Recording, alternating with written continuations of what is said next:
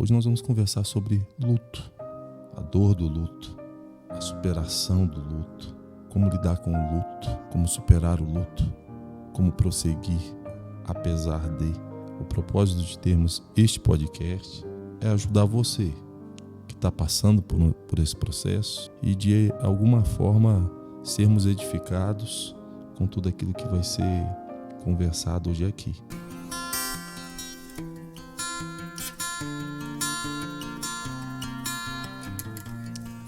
Graça e paz no Senhor Jesus Cristo, sejam todos bem-vindos a mais um podcast de cristão para cristão. E hoje, para tratarmos de um assunto muito difícil de falar, difícil de tratar, um tema que mais cedo ou mais tarde todos nós, de alguma forma, teremos que lidar com ele. Por mais que a gente leia, por mais que a gente estude, por mais que a gente ouça, eu acho que ninguém está preparado. Hoje nós vamos conversar sobre luto, a dor do luto, a superação do luto, como lidar com o luto, como superar o luto, como prosseguir apesar de. E o propósito de nós gravarmos um podcast conversando, refletindo sobre o luto, sobre perdas irreparáveis. O propósito de termos este podcast é ajudar você que está passando por esse processo, é ferramentar você que conhece alguém que está passando por esse processo e de alguma forma sermos edificados com tudo aquilo que vai ser conversado hoje aqui. O convidado para nos ajudar a refletir sobre esse assunto é alguém que já foi açoitado pela vida e carinhosamente aceitou o nosso convite de hoje ter esse bate-papo conosco aqui. Pastor Júlio César, uma potência potencializada, pastor auxiliar na Igreja Deus Vivo em Londrina. Seja bem-vindo, pastor, ao podcast de Cristão para Cristão. Obrigado, pastor Dantas, pela honra de estar aqui com o senhor, né? Esse podcast, uma alegria estar aqui contigo. E falando desse assunto tão sério, né? Que a gente tem passado aí, fico realmente lisonjeado aí pelo seu convite, agradeço demais mesmo, uma alegria muito grande estar aqui com o senhor. Pastor Júlio, para que nós possamos ser contextualizados na sua história, qual a sua experiência com o luto? Quem, quando, onde, data? Então, pastor, eu perdi a minha esposa, que faleceu no dia 15 de maio de 2020, e a minha mãe faleceu exatamente no dia 13 de julho agora de 2022, um mês e pouquinho, né? Dia 13, dia 14 agora, nós fez um mês já que eu estava sepultando a minha mãe, né? Então, quando deu 2 anos e 3 meses que a minha esposa tinha falecido, aí eu estava sepultando a minha mãe. Aí, inclusive, até o post do Facebook foi: a minha rainha e a minha princesa agora estão na glória com o Senhor. E qual a causa de ambos? As duas foram acometidas por câncer, né? 2 tipos de câncer diferentes. A minha esposa,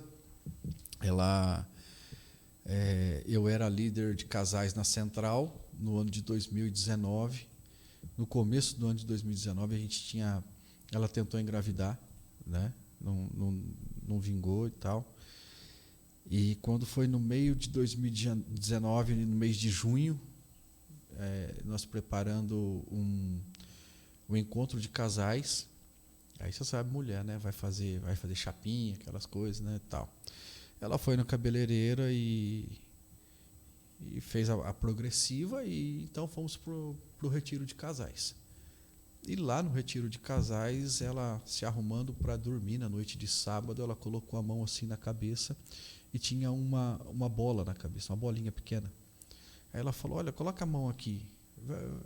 Mas o que é isso? Ela falou, não sei. Pode ser que na hora que estava passando a chapinha lá, ou passando o produto, tenha queimado aí, fez uma bolinha aqui. Né? Isso que não deve ser nada, não. E a gente até fez aquela brincadeira, né? A gente tinha muita liberdade, lógico, marido e mulher. E ela falou, você não tem nada a ver com isso, né? Eu falei, você está de brincadeira, né? Encontro de casais, nós vamos discutir isso, né? Mas assim, a gente nunca brigava, nada. Foi só uma brincadeira mesmo. E, enfim, fomos dormir e tal, e passou. Aí passou os dias, ela pegou e falou, olha, essa bola está aumentando.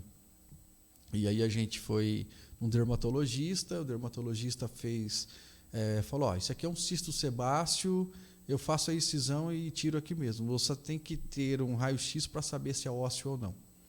E aí tiramos o raio-x, deu ósseo, e aí fomos pro neurologista, o neurologista já mudou para o neurocirurgião, e aí rapidamente ela já fez a primeira cirurgia no dia 23 de agosto de 2019. Segunda abordagem no dia 18 de dezembro de 2019. Terceira abordagem para cicatrização no dia 24 de janeiro de 2020. E aí ela estava bem, fevereiro de 2020, dia 8 de março ela completou 38 anos, e aí no dia 20 de março ela começa a arruinar, começa a pandemia, eu passo 30 dias com ela, e aí no dia 20 de abril de 2020 eu internei ela com um problema na creatinina. Né? Tirou sangue, viu que a creatinina estava alterada, aí internaram ela, aí foi para o isolamento, e aí eu não conversei mais com ela, só o falecimento no dia 15 de maio aí, de 2020. A minha mãe, ano passado, há um ano e pouco atrás, descobriu também um câncer no sistema digestivo, né? Fez todos o tratamento, quimioterapia, radioterapia, fez a cirurgia, colocou a bolsa de colostomia. 60 dias depois que ela tinha feito esse procedimento, ela estava feliz, esperando que viesse agora a engordar, porque a quimioterapia judiou muito dela, né? 60 dias depois, então, ela teve uma tossezinha, minha cunhada estava cuidando dela.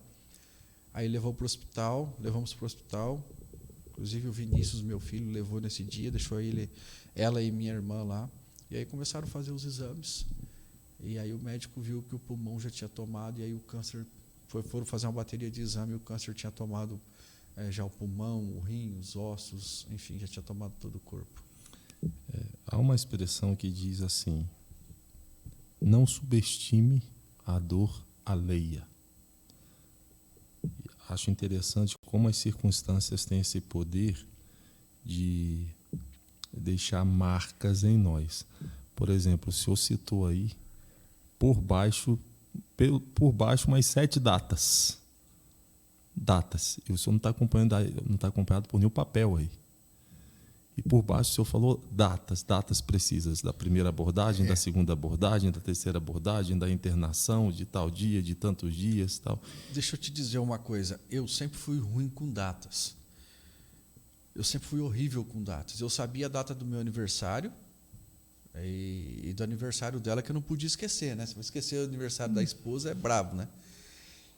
E depois que isso aconteceu, eu lembro de coisas até de antes. Por exemplo, eu lembro quando eu dei aliança de compromisso para ela. A data que nós começamos a namorar, e eu não lembrava. Eu me esforçava, e ela brigava comigo, mas você não lembra e tal. Eu não lembrava. E hoje eu lembro de coisas, de detalhes minuciosos que a minha mente foi buscar. Mas isso tudo depois do luto. Tudo isso depois do luto. Interessante. É muito interessante. É um mistério que, de repente, a ciência aí alguém pode explicar sei lá, mas eu não sei por que a gente lembra disso tudo, não. A memória, então, é uma dádiva, né? É uma dádiva. A memória é uma dádiva. É uma dádiva. Pastor, como descrever, se é que é possível, descrever a dor do luto? Pastor, é difícil explicar. A dor do luto não explica. Eu até, depois da primeira cirurgia dela, o médico falou assim, olha, como a incisão vai ter que ser grande, ela perdeu toda a calota craniana, né? Colocou uma placa de titânio. E tem uma veia muito importante que passa aqui bem no meio da cabeça aqui, né? E ele falou, e pode ser que essa veia ela seja, né, ela vai ser afetada. Então é bem provável que ela não saia da mesa de cirurgia. E a minha esposa, depois da primeira abordagem, ela saiu falando do centro cirúrgico. Um amigo estava comigo lá, sentado na sala de espera, e a maca passa pelo corredor e ela dizia, cadê o meu marido? Cadê o meu marido? Né? E meu amigo, meu colega, o pastor Jaime, ele deu risada, ele falou, Fabiana sendo Fabiana, né? Nem assim ela larga do seu pé, olha só e tal, né? E depois que nós fomos para casa, né? Ela perguntava assim, e se eu tivesse morrido? Aí eu falava assim para ela, você ia estar muito bem, quem ia estar com os perrengues da vida aqui é eu, né? Saudade de você, a dor de você, né? A saudade e a dor de ter perdido você. Eu me lembro que alguns anos atrás, eu até preguei a respeito disso, como prosseguir diante do luto, mas eu nunca tinha vivido o luto. E um dia, na empresa que eu trabalhava, eu conversando com uma amiga, Flávia, e eu falava assim, Flávia, o luto ele vai chegar para nós, ou mais cedo ou mais tarde. O luto vai chegar. Os nossos pais, eles já têm a idade. É natural que isso aconteça, né? Porém, a gente tem que se preparar, que uma hora vai acontecer. Mas eu não esperava que seria assim a minha esposa com 38 anos. Jamais. Cheia de sonhos, mais de 70 letras de músicas escritas, né? Tem um grupo que chama Curados para Curar, que sempre, já tem um tempo já que anda comigo, são uma bênção, né? Os meninos são amigos, mesmo parceiros, são como filhos para mim, né? E a gente tinha o sonho de gravar essas músicas, ela cheia de sonho. Eu tinha acabado de fazer uma reforma enorme na minha casa, né? Quarto grande para ela, com closet, com suíte, sabe? E ela projetando fazer os armários embutidos na cozinha e, enfim, fazer toda a decoração da casa, tudo. Você não acredita que isso vai chegar, né? E de repente vem o câncer e em 10 meses levou a Fabiana. E para explicar o luto não explica. O luto não explica. A dor que você vê o outro sentir, jamais você sente. Você só vai entender a dor o dia que você sente. Você só vai entender como é perder uma pessoa que você ama, é no dia que você perder. É como eu querer explicar o gosto de algum alimento para você sem nunca você ter sentido o cheiro. É inexplicável. Eu acho que o luto não consegue explicar, até porque cada pessoa ela tem uma forma de reagir diante do luto, né? É bem difícil compreender a dor do luto. Agora, o que dói mais é a saudade, né? A saudade daquela que foi a minha companheira durante quase 19 anos de casado, mais 2 anos de noivado e 1 ano de namoro. Todos os dias juntos. A gente não descolava um minuto. Eu levava de manhã no trabalho, pegava na hora do almoço, levava após o almoço, pegava de tarde, ia para a igreja junto, cantávamos no grupo de louvor junto, eu ia pregar, levava ela ia pregar, eu ia levar ela para pregar, ela ia cantar, eu levava ela para cantar, ou a banda ia junto, aonde um estava, o outro estava. Então, todo momento. Você falou em saudade e dor. Lembro quando meu pai faleceu, eu recebi uma mensagem de uma amiga e nunca mais eu esqueci essa mensagem dela.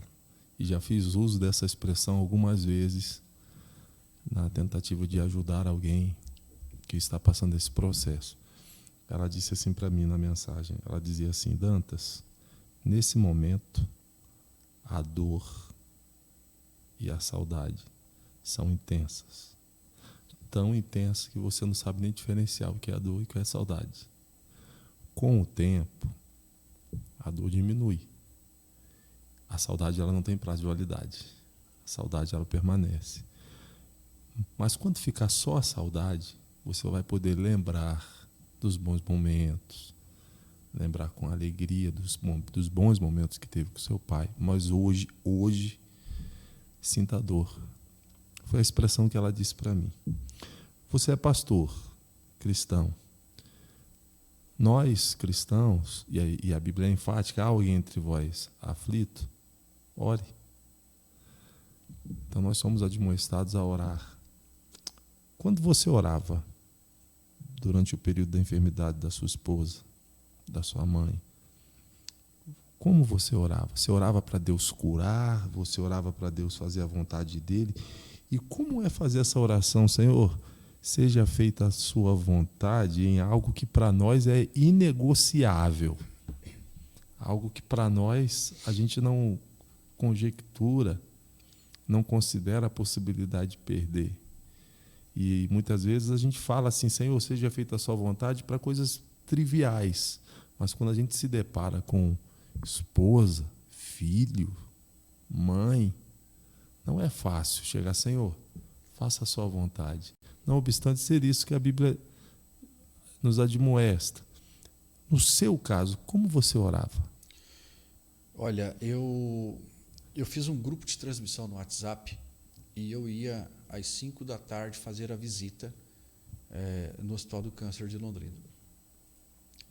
Também, a partir do 3º dia de internação dela, nós tínhamos um grupo que ia todos os dias na frente do Hospital do Câncer. Nós oramos 22, 23 dias na frente do Hospital do Câncer. Eu orava de joelho. Tinha dia que eu ajoelhava lá na frente e eu não tinha palavras, eu só chorava. Tinha dia, esse dia que eu só chorava, a aflição de alma era muito grande. Era uma dor muito grande. Porque quando eu descia, eu fiz assim, dentro do Hospital do Câncer é muito pesado, sabe? E dentro da UTI, mais pesado ainda. Então eu fiz assim, eu falei com a minha cunhada, você sobe um dia, porque só podia entrar uma pessoa por dia, e ela entrava no outro dia. Eu entrava um dia e ela outro dia. Então a gente ia revezando. Porque esse dia eu tirava para tentar me recompor emocionalmente. Porque chegava lá, era o tubo, sonda, fio para tudo que é lado e aquela coisa. Então a cena muito forte. E esse dia, então, eu chegava lá e eu só chorava, eu não tinha palavras. E eu saía de lá, sabe, com a fé renovada, o ânimo renovado. Eu acreditava 110%, 200% que ela ia sair de lá. Eu acreditava, eu falava, Deus vai curar esse câncer. Porque esse câncer que ela teve, chamado mieloma múltiplo, é uma doença que só dá em pessoas de idade, velhos. Tá? E eu falava, não, ela vai se recuperar, Deus vai curar, ela vai fazer o transplante, né? Mesmo sabendo que o mieloma múltiplo não tinha cura, que se ela fizesse o transplante, ela teria... se ela fizesse o transplante desse certo, pegasse, ela tinha mais 5 anos de vida só. Porque é uma doença incurável, né? Então eu falava, não, Deus vai curar e a gente vai fazer a obra junto, né? Então eu orava assim, Senhor, cura, faz o teu milagre, mas seja feita a tua vontade. Sempre. As pessoas iam nas janelas do Hospital do Câncer e via aquela multidão lá embaixo, orando, cantando.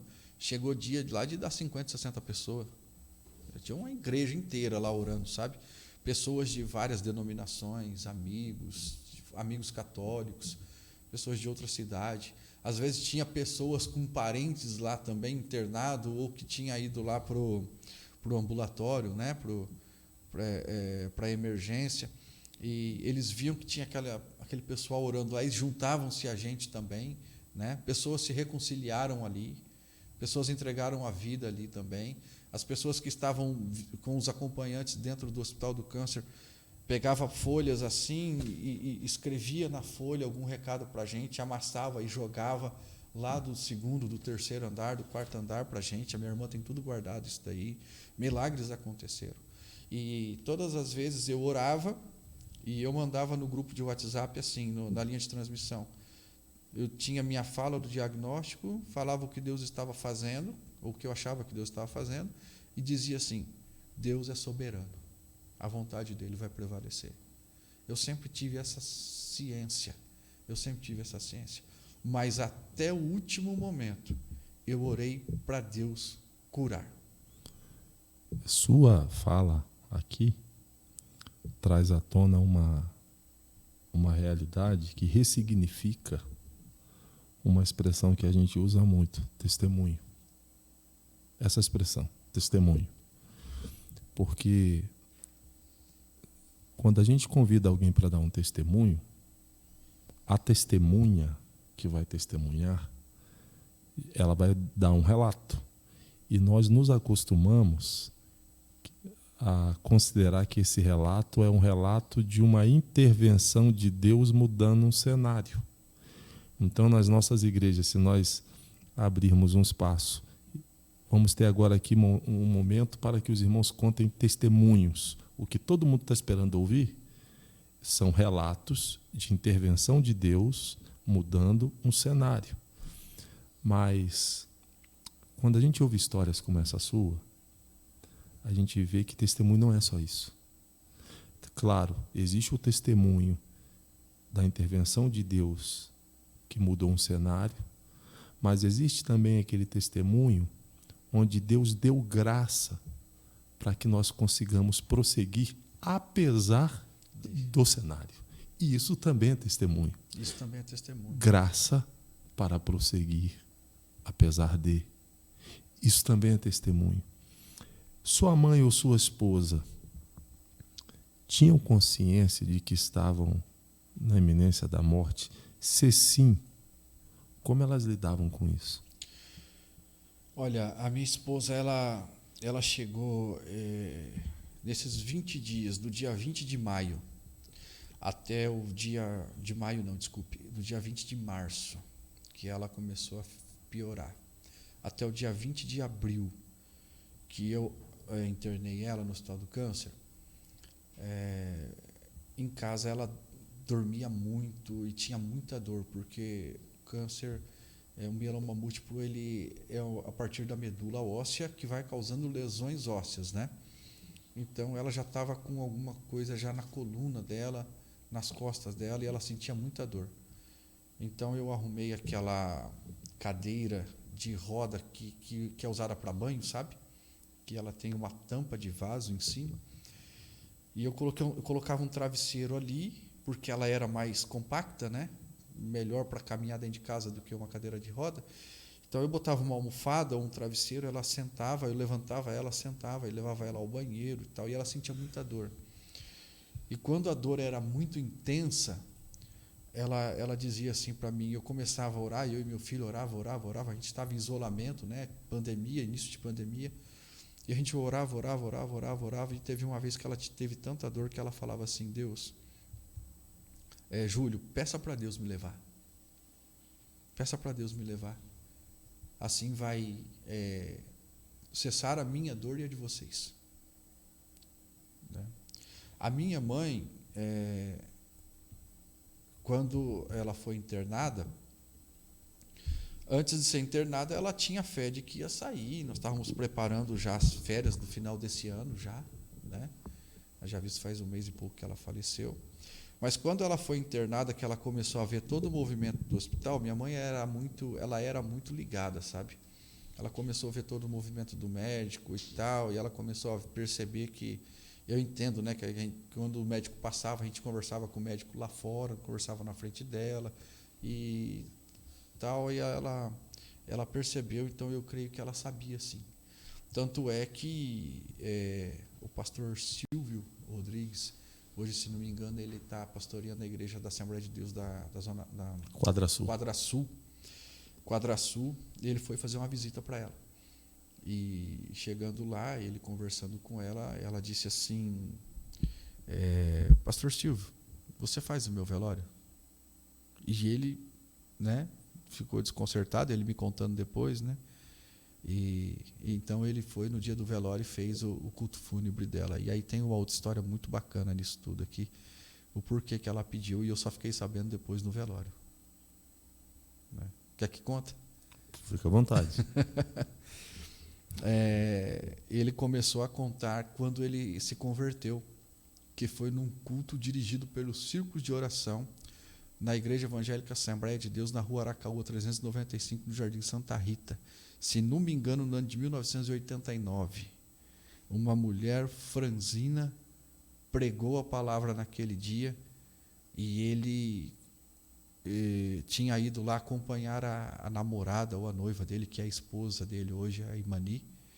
E então naquele dia ele se viu em lágrimas quando a minha mãe fez o apelo, e ele levantou as mãos e aceitou o Senhor Jesus Cristo naquela noite. Meu irmão. E ele foi para frente chorando, né? Que legal. Então, que legal. A alma preciosa que a minha mãe ganhou para o Senhor Jesus Cristo fez o velório dela tantos anos depois, né? Então essa história assim foi algo É incomum. É incomum. É incomum, né? E também quando nós recebemos o diagnóstico dela, que ela não tinha mais o que fazer, que os médicos falaram, olha, não tem mais o que fazer. Se a gente for fazer quimioterapia nela, a gente vai judiar muito dela. Né? Aí os irmãos decidiu, né? E os médicos ainda continuaram trabalhando, falaram depois que não ia fazer, depois falaram que ia fazer, e o médico falou que não ia desistir dela e tal. E aí eu chamei o pastor Wilson para fazer uma oração comigo, com os meus irmãos. Nós somos em 6, né? Uma irmã estava na Espanha, e eu chamei os irmãos, nós estivemos na casa de uma irmã minha, o pastor Wilson esteve lá, e o pastor Wilson foi tomado em línguas. E aí depois ele falou, se algum dos filhos tiver coragem, pergunte para ela o que é que ela viu. Pergunta o que ela viu. Aí meu irmão estava lá com ela, nós fizemos uma ligação para ele depois, falamos com ele, e ele não conseguiu brecha para conversar com ela naquela noite. Ele passou a noite com ela. 7 da manhã eu fui ficar com ela no hospital. Fiquei das 7 da manhã, se não me engano, até as 17 horas aquele dia. E eu fui e conversei com ela, e eu perguntei para ela, mãe, a senhora está tendo bastante falando aí, está dormindo e está falando, né? Está tudo bem? A senhora está tendo algum sonho, alguma coisa? Aí ela falou assim, não, estou tendo não. Eu falei, mãe, mas Deus não falou nada com a senhora? Ela disse assim, olha, no primeiro dia, na primeira noite que eu fiquei aqui, estava eu e a moça ali da primeira cama ali, a cama do meio estava vazia, que são 3 leitos, né? Em um determinado momento não tinha ninguém aqui, e eu ouvi uma voz assim, a carruagem está pronta, a carruagem está chegando. Ela falou para mim. Aí eu lembrei de quando ela foi professora das crianças do Joias Preciosas na Assembleia de Deus, Jardim Santa Rita, e a gente sempre cantava. Todo culto a gente cantava, todos os domingos a gente cantava. E era um coral lindo de crianças. E a gente cantava uma música assim, sou feliz viajando de carruagem, vou feliz com meu príncipe nessa viagem. E aquele dia lá no hospital, ela cantou com uma voz bem fraquinha, que ela estava com um respiradorzinho, aquela sonda, não sei se é uma sonda, tipo uma sonda nasogástrica, né? Mas é só de oxigênio. E ela cantou assim, sou feliz viajando de carruagem.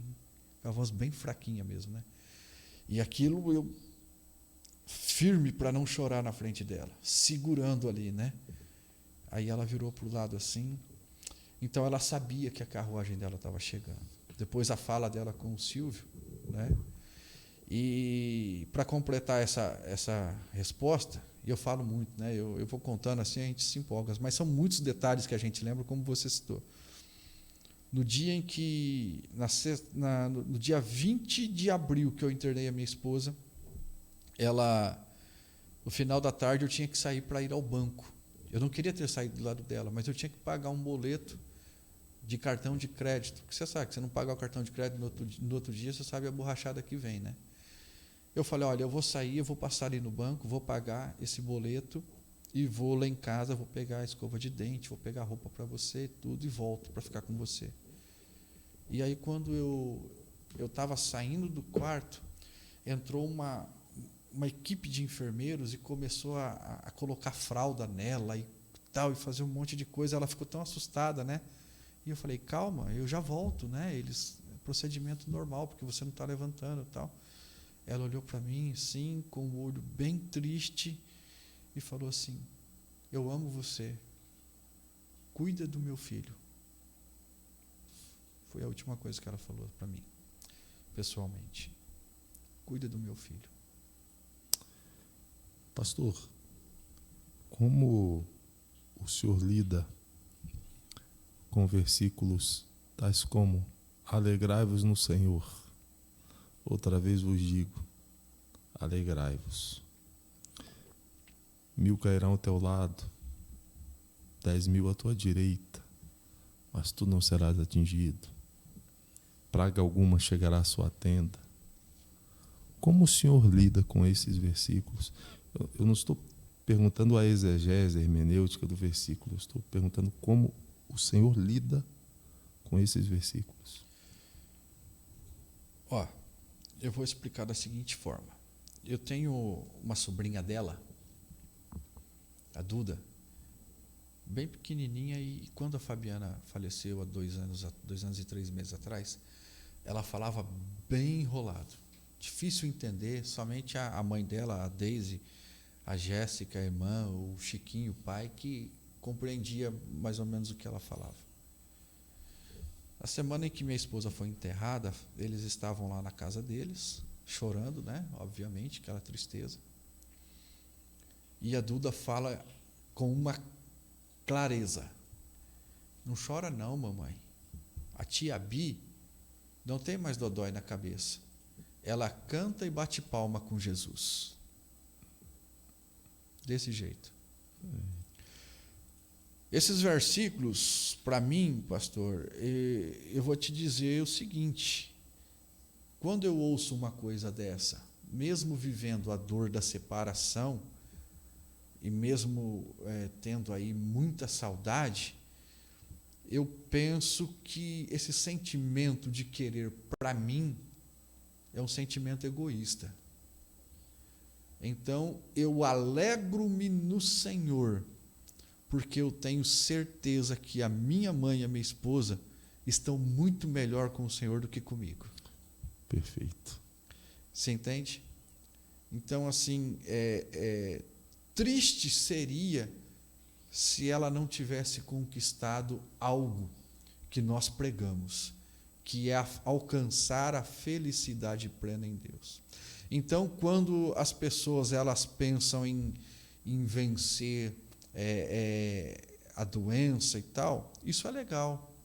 Se ela tivesse vencido a doença, pelo menos momentaneamente, porque ninguém fica para a semente, um dia nós vamos morrer mesmo, e quem está vivo morre, isso é fato, né? E eu até digo, às vezes eu vou pregar na igreja, as pessoas, a gente nota uma ou outra pessoa que nos conhece há muito tempo, olha assim, tipo, tadinho do pastor Júlio, né? Está sozinho e tal, né?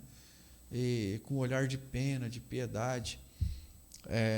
Só que assim, o crente, ele tem que estar pronto para esse momento. Só tem 2 jeitos de ir para o céu. Eu falo isso nas minhas pregações às vezes.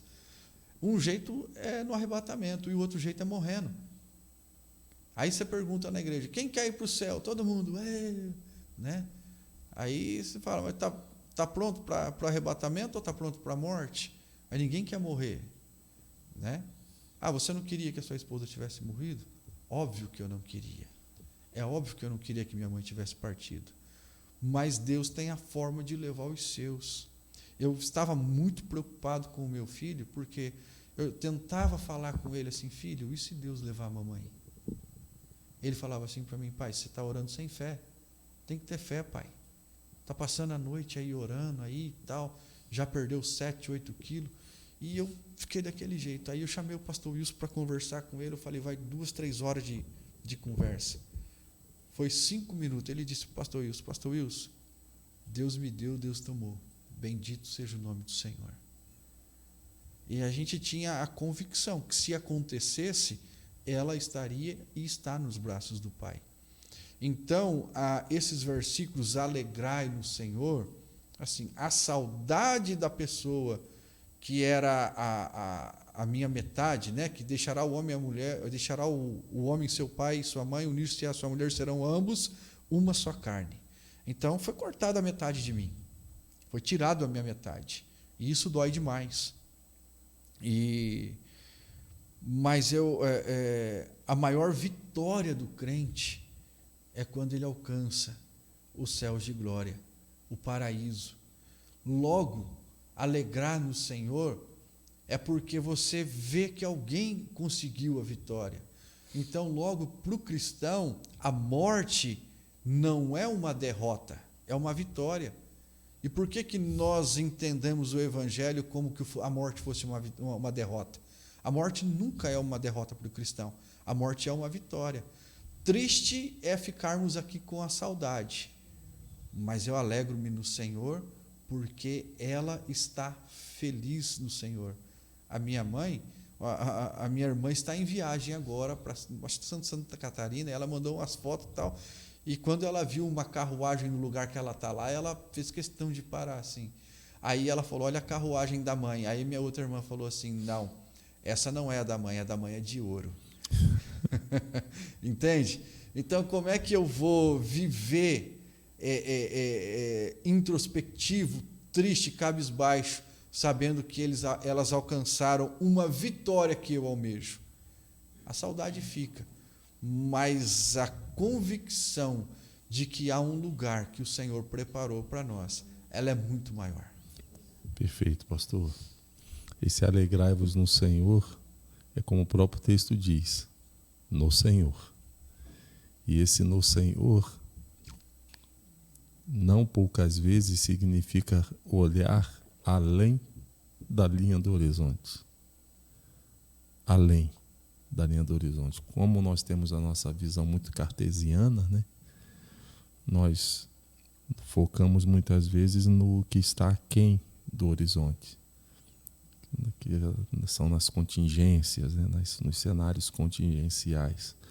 Mas a nossa esperança está no Deus soberano, que controla tanto o que está aquém da linha do horizonte, que é aquilo que eu entendo, que eu compreendo, que eu enxergo, como também controla aquilo que está além do horizonte. O Senhor orou, sua família orou, sua igreja orou, seus amigos oraram. Alguns oraram dizendo, seja feita a sua vontade. Outros oraram dizendo, Senhor, cura. Aprove a Deus recolher sua mãe. Aprove a Deus recolher sua esposa.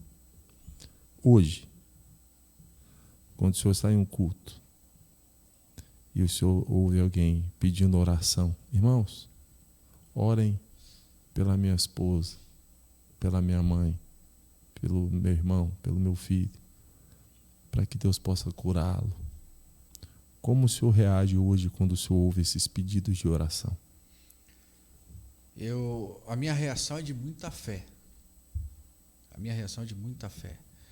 Na ocasião da primeira cirurgia, tinha uma jovem que terminou a cirurgia, ela foi levada para UTI. A cirurgia foi na sexta-feira, ela ficou sábado e domingo pela manhã na UTI. No sábado eu fui fazer uma visita na UTI e tinha uma moça muito nova, aproximadamente ali uns 20, 22 anos, sentada ali aguardando para fazer a visita. E eu sentei do lado dessa moça e estava aflito, né, querendo entrar. Teve uma intercorrência na UTI e não deixaram a gente entrar. Nós tivemos que ficar uns 40 minutos esperando. Eu comecei a conversar com essa moça. Perguntei, quem que está lá dentro? Ela falou, minha irmã, 16 anos. É um problema que tem na cabeça e já faz 30, 40 dias que está aí, e o médico não descobre o que é, faz 300 exames e ela está em coma já faz um tempão. Faz um tempão que ela está em coma. Isso no sábado. E eu falei, minha esposa está ali também, tal, aconteceu isso, fez uma cirurgia na cabeça, tal. Aí eu fui tocado e eu falei para ela assim, como que é o nome da sua irmã? Ela falou. Eu falei, e o seu? Ela também disse. Eu falei, você permite, não sei a sua religião, mas eu vou entrar lá. Você permite eu fazer uma oração para sua irmã? Claro, toda oração é bem-vinda, pode fazer. Aí eu entrei, fiz a visita para minha esposa, conversei com ela, tudo. E a hora que eu estava saindo, eu vi a cama dessa moça, o nome lá no cantinho. E na hora que eu cheguei perto dela, a perna dela começou a balançar. Eu dei 2, 3 passos para trás, as equipes médicas para lá e para cá. Eu levantei a minha mão assim, fiquei de longe e fiz uma oração. Quase não mexi os lábios, mas estava orando.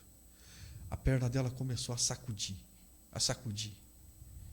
E sacudiu. Aí veio um enfermeiro e falou, o que está acontecendo aqui? Eu falei. Aí ele olhou para mim e falou assim, eu falei, essa aqui é a fulana? Ele virou as costas e falou assim, isso aí é um caso, não tem mais jeito. Eu falei, sério? É complicado. Eu falei, meu Deus. Terminei a oração, olhei para ela, ela já estava mais calma, saí. No outro dia, a minha esposa recebeu alta da UTI, desceu para o quarto. E aí, no quarto, quando a minha esposa estava lá, já estava conversando bem, tal, se alimentando. Aí teve um procedimento lá no quarto dela lá, e só tinha quarto só de mulheres, né? As enfermeiras pedem para o homem sair. Aí eu saí, fui na farmácia, fui comprar alguma coisa para comer, tudo. E quando eu estou na farmácia, ali perto da Rua Souza Naves, isso era na Santa Casa de Londrina. Eu estava na farmácia ali, eu vi uma moça toda de branco. E eu olhei para ela e falei, você estava na UTI sexta-feira, eu vi você lá na UTI sexta-feira à noite. É verdade, eu folguei ontem e voltei hoje no domingo, estou trabalhando. Você é quem? Eu falei, não, minha esposa estava na UTI, saiu hoje cedo da UTI. Quem que é a sua esposa? Eu falei, a Fabiana. Eu lembro da Fabiana, tal. Eu falei, escuta, tem uma moça lá de 16 anos. A fulana? Então, ninguém sabe o que aconteceu. Ela desceu para o quarto hoje também.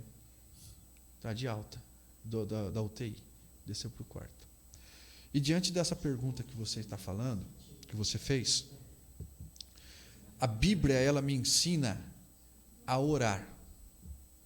A Bíblia tem uma passagem que diz assim, aquele que crê em mim, ainda que esteja morto, viverás. Né? A passagem de Lázaro. Lázaro estava morto, né? E Lázaro, sai para fora. Lázaro estava morto. Então, em nome de Jesus, pode chegar com o diagnóstico que for para mim.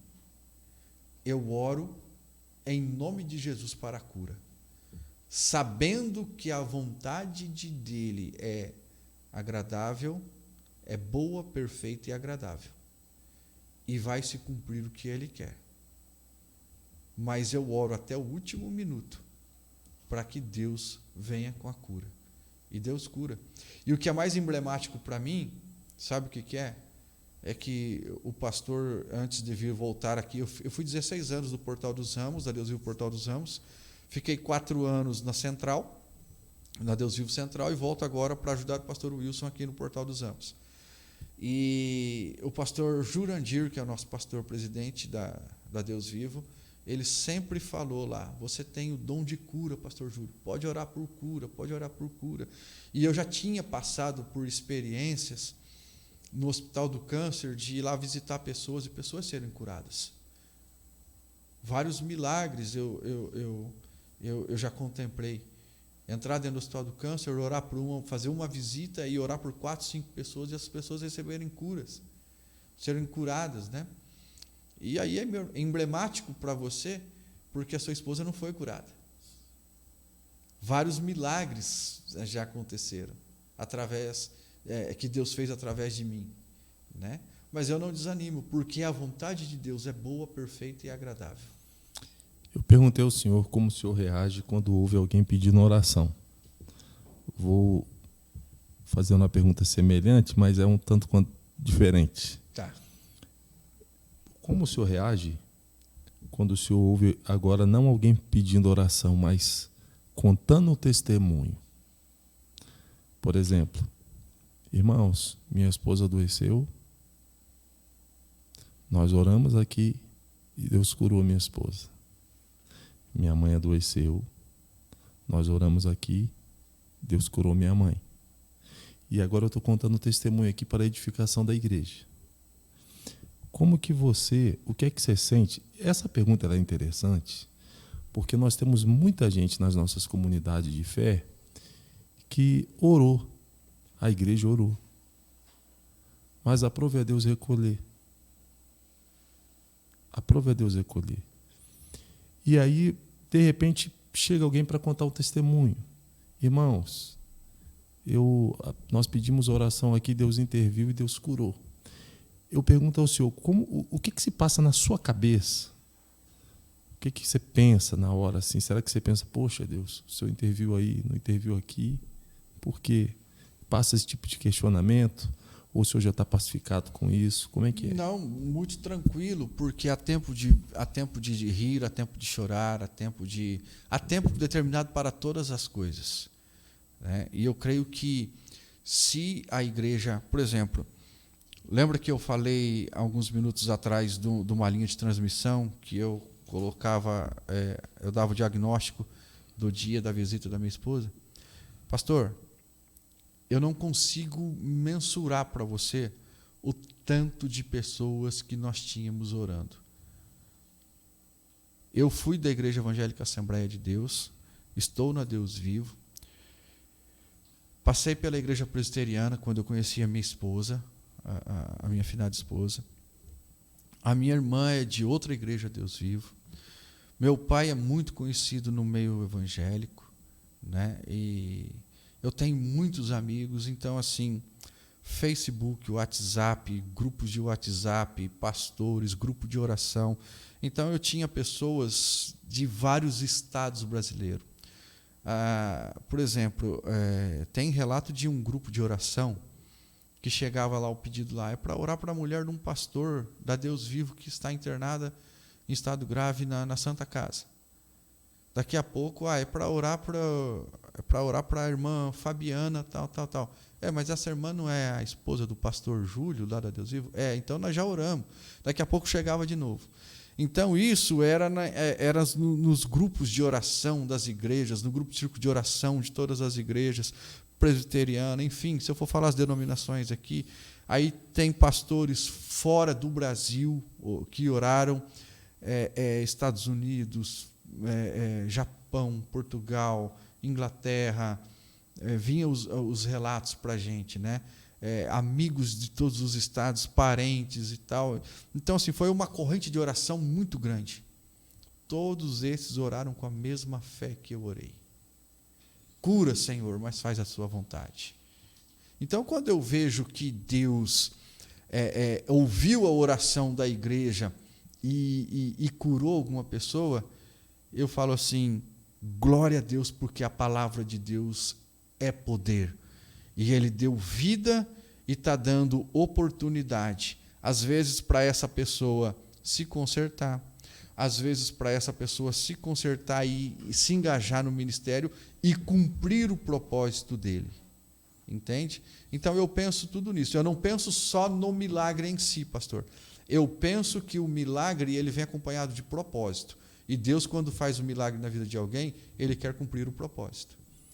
Tanto o milagre vem acompanhado de um propósito, como a lágrima vem acompanhada por um propósito. Também. Deus não permite uma lágrima em seus filhos sem que haja um propósito. E por que a gente pode fazer essa afirmação? Porque nosso Deus é um Deus de propósito. A minha lágrima, a minha dor, quantas pessoas poderá ajudar que está passando por esse processo também, né? Entendi. Pastor Júlio, que palavra ou que conselho o senhor daria a conselheiros que acompanham pessoas em processos de luto? O senhor passou por 2 processos bem intensos, E provavelmente alguém chegou para lhe dar um suporte, para falar alguma coisa. E sempre tem aquela pessoa que muitas vezes tem a boa intenção, não é? A boa intenção, mas talvez ou por falta de informação, ou por algum preconceito, ou por alguma falha doutrinária, acaba falando alguma coisa ali que excede um pouco, né? Então, que conselho o senhor daria a conselheiros, a irmãos que estão acompanhando outros em processo de luto? Olha, para você fazer esse trabalho de capelania no luto, sabe o que foi engraçado? O pastor Lúcio, na Igreja Central, quando a minha esposa fez a primeira cirurgia, hoje eu consigo enxergar isso. Na época, Deus falava comigo que talvez seria isso, mas eu não acreditava que seria isso, porque eu queria a cura. Eu queria a cura, a todo custo. Então, eu fui fazer capelania com o pastor Lúcio, porque eu falava, nossa, eu estive dentro do hospital e isso vai ser muito bom para mim. E eu preciso disso, né? Sou um pastor. Na realidade, eu não era pastor ainda. Eu ia ser ordenado alguns meses depois. E chegou o momento que até o capelão Adilson, que é capelão no Hospital do Câncer, uma pessoa especial, viu? O Adilson é sensacional. Ele foi lá falar sobre o luto. E engraçado que na semana que ele estava falando sobre o luto, o pai dele estava em estado terminal no Hospital do Câncer também. E ele falando sobre o luto para nós. Né? E ele falando sobre as lágrimas. A lágrima, o choro, o choro é aquilo que lava a nossa alma e revigora o nosso espírito. É o choro. O abraço é muito importante. Cada palavra que você recebe é muito importante. Mas tem algumas pessoas que falam para você sem abrir a boca. A presença é muito importante. Então, nesse trabalho de capelania, a palavra que eu dou é que você busque no Espírito Santo a direção. Para que você não chegue lá falando nas emoções e fale aleatoriamente. Porque eu vou falar uma verdade. As besteiras que falaram na minha orelha, no meu ouvido, eu nem lembro mais. Mas as palavras que foram ditas pelo Espírito Santo através de alguém, e o abraço que foi dado, aquele abraço de compaixão, aquele abraço que realmente você sente Deus abraçando através das pessoas, é um abraço curador. Fala muito mais do que muitas palavras. Entende? Então, assim, quando você vai fazer esse acompanhamento, não vá sozinho, não. Não vá só você, não. Vá com o Espírito Santo. Porque é o Espírito Santo que consola. Ele é o consolador. Quando eu orava na frente do hospital, eu orava para Deus curar ela, mas Deus estava preparando a gente. Porque foi assim, muitas pessoas chegavam em mim, e toda a glória ao Senhor, e falavam assim, cara, se fosse comigo, estivesse passando isso, eu não sei o que eu faria. Talvez eu arrancava a roupa, saía correndo para o lado de cima do prédio, batia o carro, entrava debaixo do trem, saltava sem paraquedas do avião. Você está precisando de Deus, né? Em outras palavras, se você não sabe o que falar, não fale nada. Não fale nada. Só abrace. Só abrace. Chore junto. E que a sua presença seja o abraço. Exatamente. Sejam as palavras. Exatamente. Pastor, pode ser que nós não temos o controle até onde vai o vídeo e o áudio desse podcast, não é? E pode ser que alguém que esteja nos assistindo ou nos ouvindo agora esteja passando por um processo de luto. Tenha perdido alguém. Que palavra o senhor deixaria para essa pessoa? Busque a Deus.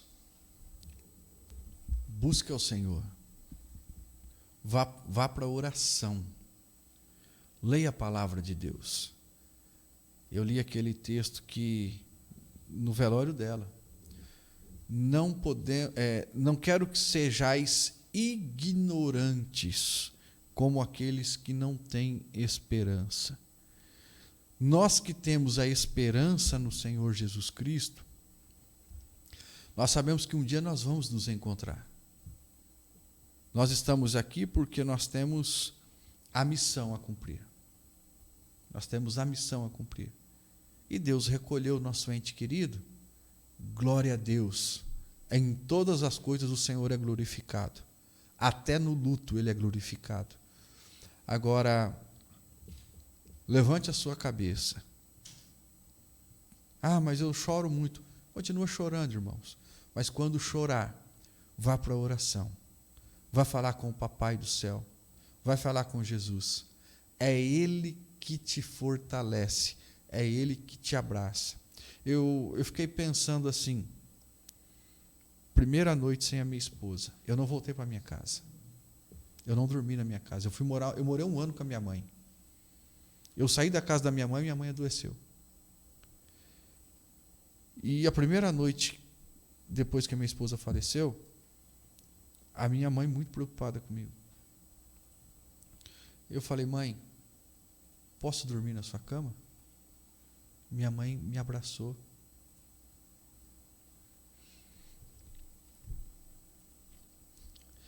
Eu dormi igual uma criança aquela noite. Minha mãe não falava nada.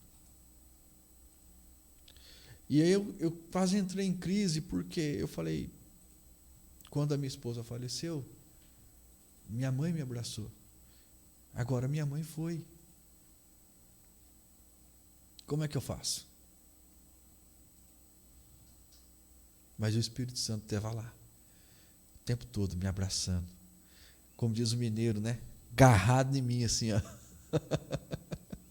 Garrado em mim. E o conforto vem. O conforto vem. Busque a Deus. O Espírito Santo, ele está todo o tempo pertinho de você. A palavra do Senhor diz que perto está o Senhor. Ele está pertinho de você. Busque a Ele. E Ele te dá força. Ele te dá o consolo. Aí você vai olhar para você e vai dizer assim, nossa, mas eu não sabia que eu tinha essa força. E a verdade é que você não tem essa força. Essa força vem dele. No caso de quem perdeu o cônjuge, se é que eu posso usar esse termo, porque na verdade a gente não perde, né? A gente não perde.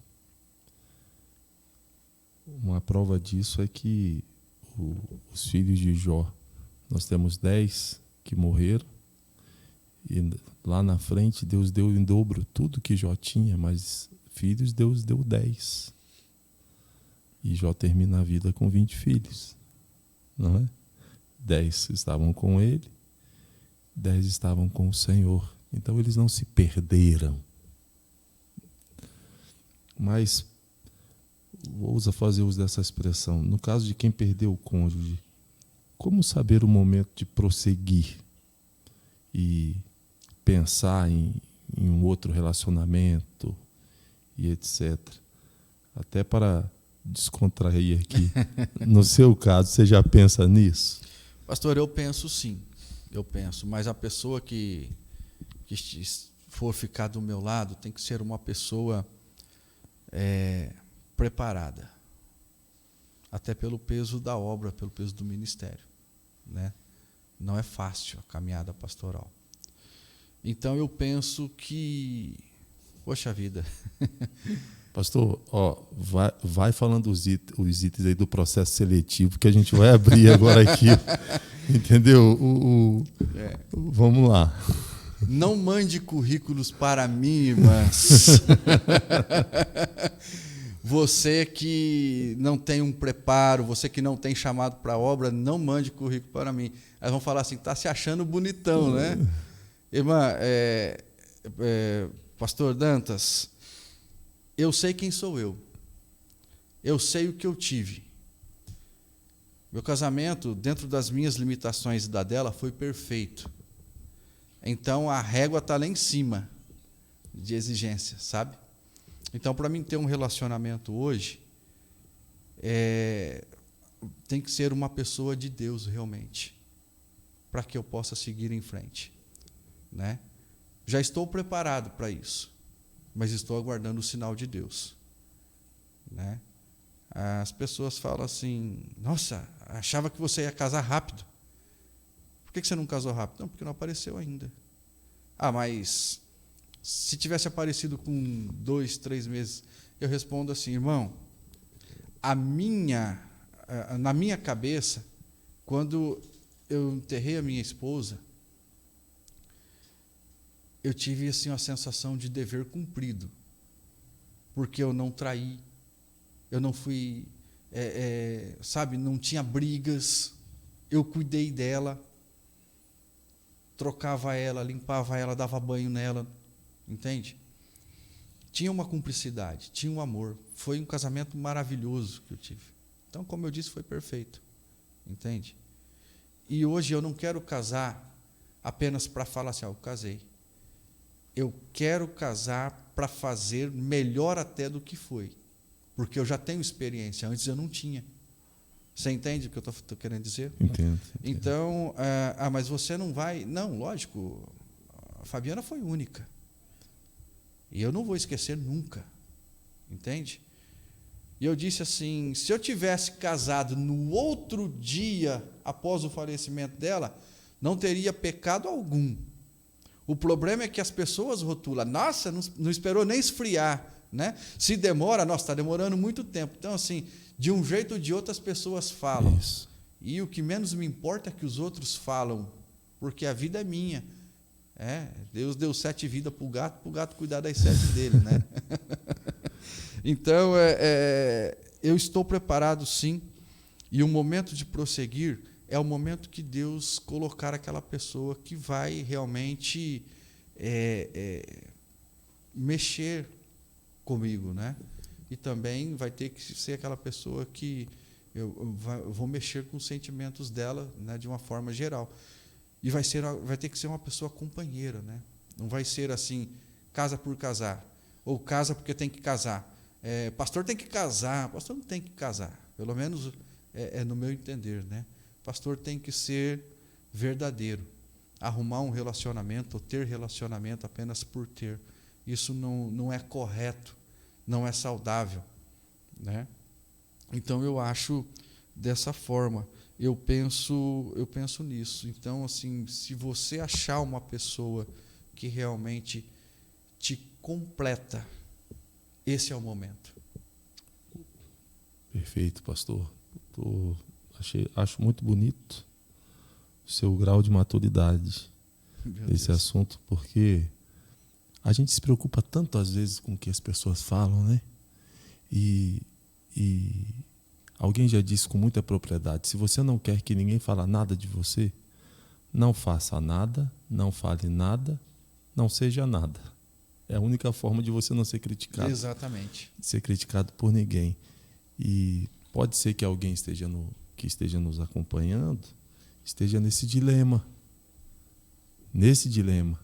de estar tão preocupado com o que os outros vão dizer, que o momento já chegou, talvez, mas a pessoa não toma uma decisão nessa preocupação, porque ela está refém dessa preocupação com a opinião alheia. Com a opinião alheia, é verdade. A minha palavra final, assim, querido, corta para mim, Felipe, aqui, irmão, irmã, seja feliz, cuide de você, porque a tua felicidade depende de você. E acessa lá, Júlio César. Júlio, pastor, muito bom. Vale uma palavra, a gente não pode encerrar sem tocar nesse assunto. Para aquele que já foi casado, por exemplo, o senhor foi casado com a Fabiana, que o Senhor, que Deus, nosso Senhor, possa lhe proporcionar, se assim seu coração almejar, uma companheira. Amém. No entanto, não será Fabiana. Não. É Jamais. outra história. É outra história. E aí o que acontece? Muita gente, em um novo relacionamento, vai com aquela expectativa que ali tem que ser uma história muito semelhante, muito parecida, com o mesmo viés da história anterior. E não é assim. Não, não é. E aí a gente acaba colocando um fardo sobre a pessoa. Porque a gente quer exigir a mesma postura, a mesma resposta, as mesmas atitudes, etc. 8 bilhões de pessoas no mundo, ninguém é igual a ninguém, ninguém tem digital igual a ninguém, Exatamente. ninguém tem um DNA igual a ninguém. E Deus tem um mistério para revelar para cada um. Cada um é usado de uma forma diferente. Deus tem uma forma diferente para cada um, né? Então, assim, eu acredito que é uma nova história daqui para frente.